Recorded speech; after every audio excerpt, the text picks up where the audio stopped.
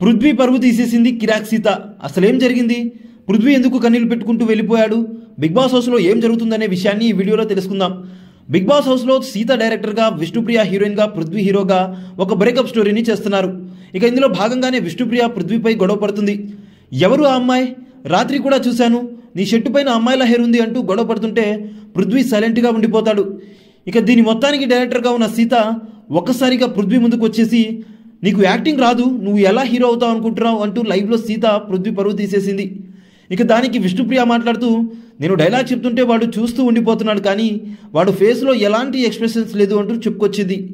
అప్పుడు సీత, ప్లీజ్ రా, నువ్వు హీరో కదా, సీరియల్స్లో కూడా చేస్తున్నావు, ఎక్స్ప్రెషన్స్ ఇవ్వరా, బోర్ కొడుతుంది, ఏదో ఒకటి చేద్దామని ఏదో ట్రై చేస్తుంటే నువ్వేంట్రా ఇలా చేస్తున్నావు, నీకు యాక్టింగే రావట్లేదు, నువ్వు ఎలా రా హీరోగా సీరియల్స్లో చేస్తున్నావు అంటూ సీత మాట్లాడటంతో పృథ్వీ ఒక్కసారిగా దాన్ని ఎక్కడా కూడా పర్సనల్గా తీసుకోకుండా నవ్వుకుంటూ, సరే సరే మళ్ళీ చేద్దామంటూ అనుకున్న స్టోరీని మళ్ళీ కంటిన్యూ చేస్తున్నారు.